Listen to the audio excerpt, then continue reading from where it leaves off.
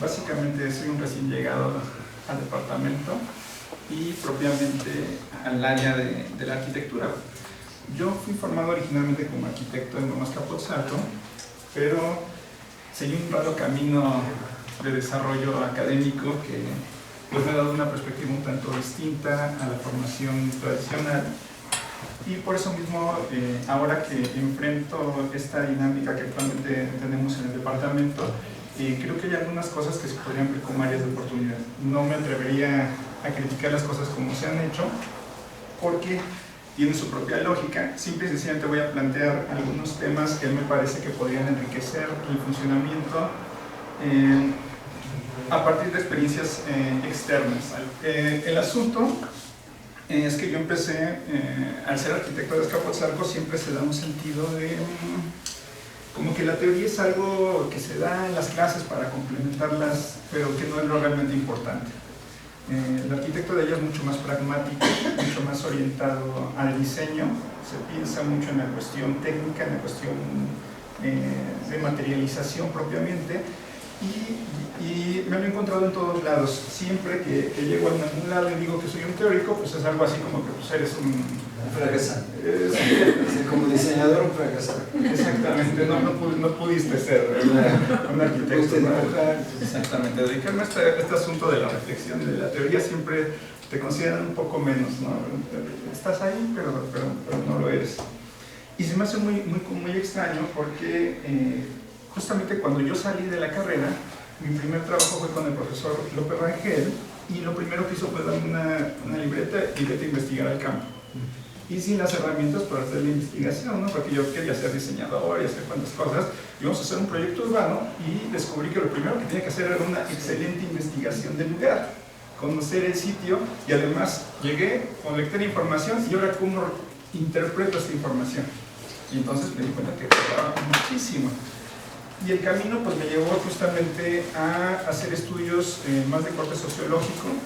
Hice un recorrido que me llevó a estudiar movimientos sociales, otro tipo de estructuras. Pero lo interesante de esto es que me guió hacia la planeación territorial.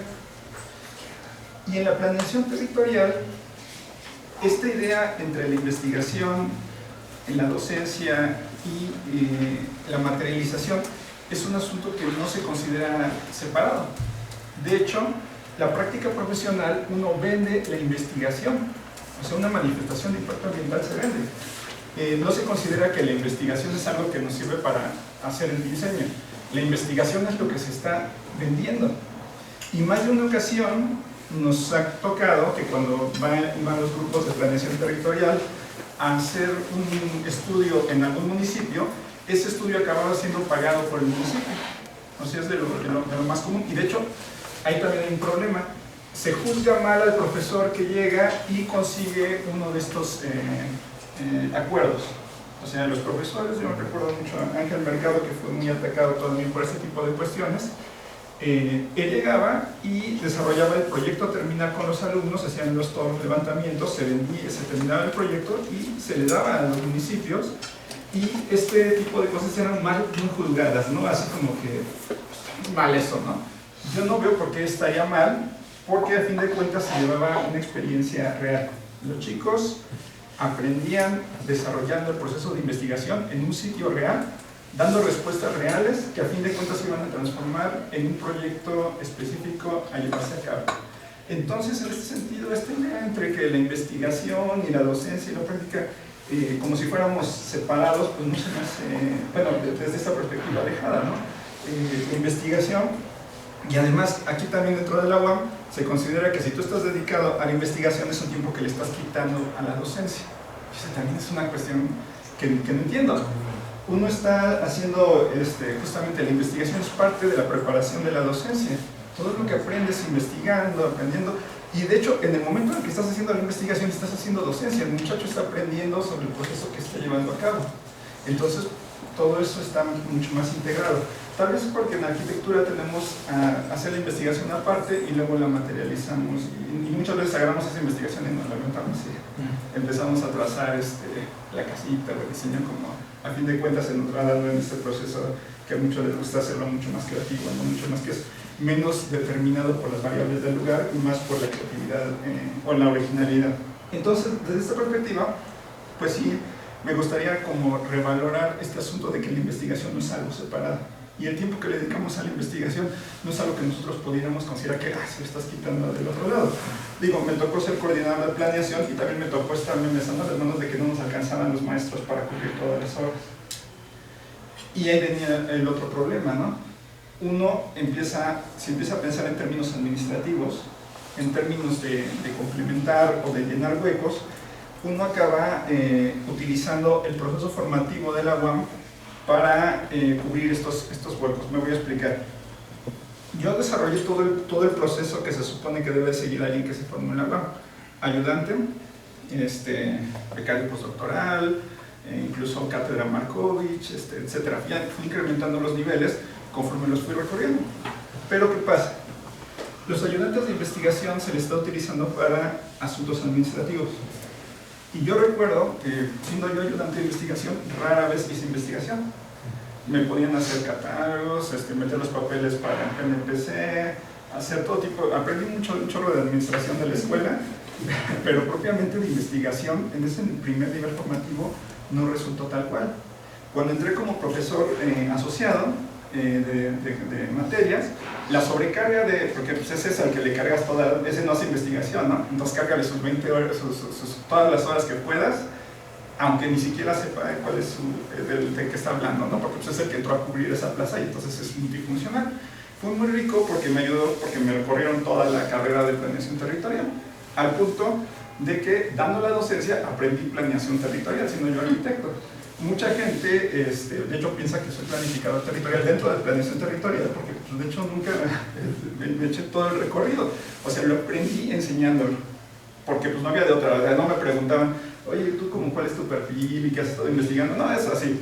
Eres el que está cubriendo, vas a cubrir esta y esta, ¿no? Pues, aprendes a la fuerza, pero no se siguió entonces ese proceso de integrarte o de ir desarrollando tu propia línea de investigación.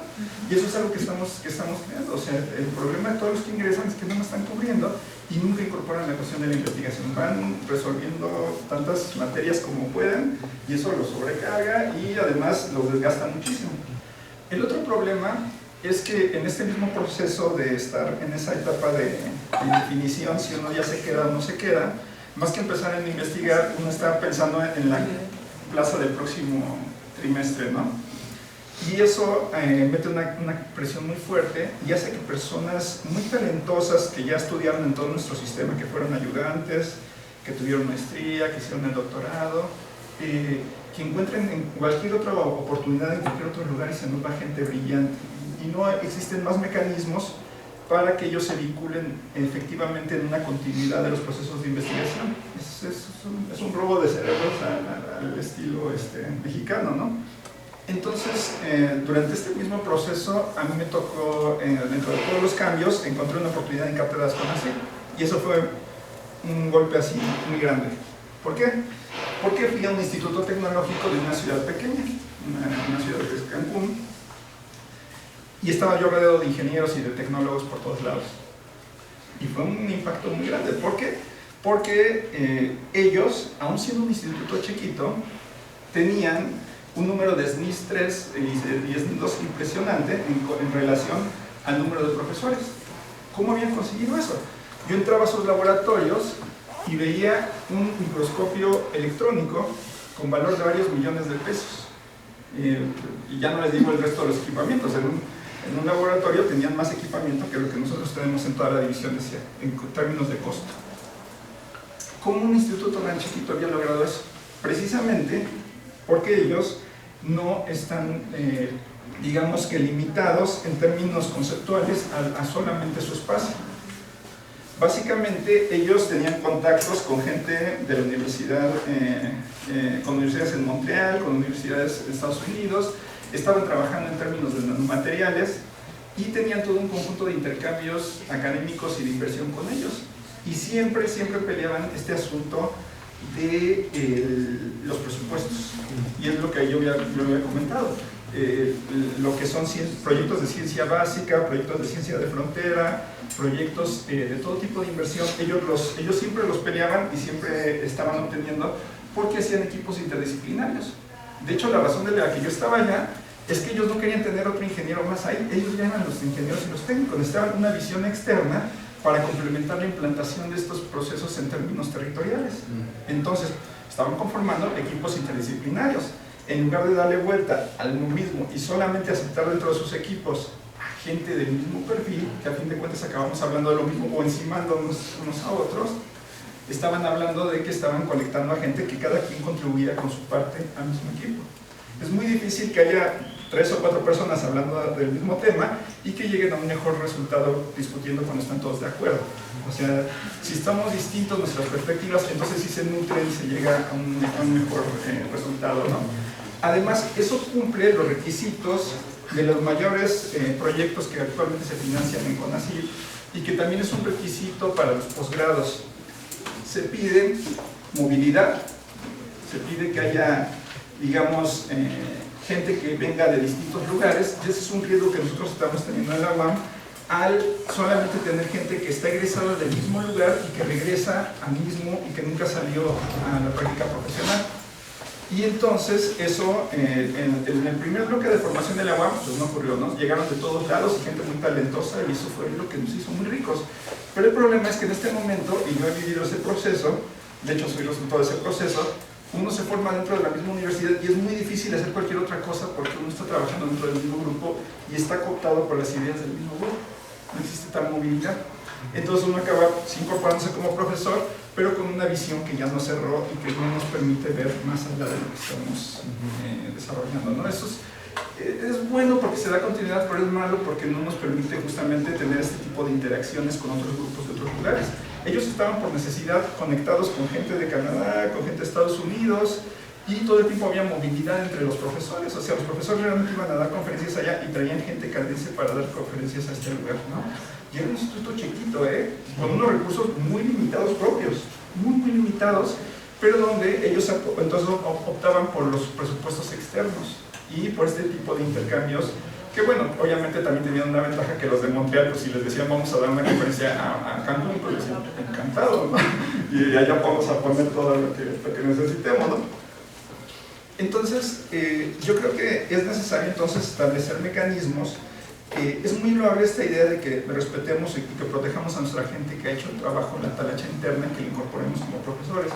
Pero también se da mucho la lógica de que alguien que viene de fuera, aunque sea talentoso, no va a pasar por este proceso y no lo vamos a aceptar, lo vamos a rechazar.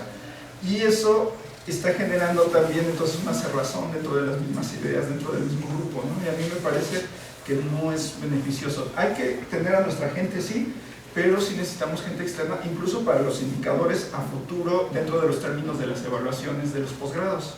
Si nosotros queremos tener un posgrado, una licenciatura, etcétera, se pide que haya un cierto nivel de diversidad de gente que nutre este tipo de carreras. Y por el modelo que estamos siguiendo, estamos generando un proceso en donde solamente estamos creando teóricos internos formados dentro de la misma estructura institucional. ¿Por qué me vuelve así? Porque lo que nos da puntos son precisamente el trabajo teórico, no los trabajos prácticos. Si uno quiere llevar a cabo un proceso de investigación y desarrollo con la práctica profesional, eso no nos cuesta no nos da en términos de puntajes. No se le da ningún valor a este tipo de prácticas o de intercambios con servicio externo, con trabajo con comunidades, todo este tipo de cosas que hacemos porque es nuestra forma de trabajar, no se le valora, ¿no?